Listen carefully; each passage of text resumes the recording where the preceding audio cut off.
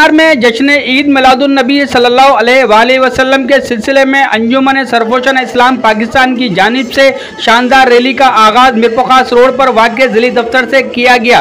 Rally में आशिकान रसूल ने बड़ी तादाद में शिरकत की। रैली में पुलिस के जवानों ने सिक्योरिटी के फराइज अंजाम दिए। रैली में अंजुमन सरफरोशन इस्लाम के मरकजी ओहदेदारान ने शिरकत की, जिसमें यूनुस जमाल, यासीन मुगल, फजन शाह, गुलाम नबी, मोहम्मद अली मुगल और दीगर ओहदेदारान शरीक थे। रैली के शुरा से खिताब में इनका कहना था कि हमारे प्यारे नबी हज़रत मोहम्मद मुस्तफ़ा सल्लल्लाहु अलैहि वसल्लम की विलादत बासआदत ने अंधेरी दुनिया में दीन की रोशनी फैलाई। इनकी सुन्नत मुबारक पर अमल पैरा होकर दीन और दुनिया में कामयाबी मुमकिन है। हमारे ईमान की बुनियाद खत्म नबूवत सल्लल्लाहु अलैहि वसल्लम पर कायम है। कैमरा टीम के हमरा सैयद जुबैर बुखारी, एकाम न्यूज़, टंडवाला यार।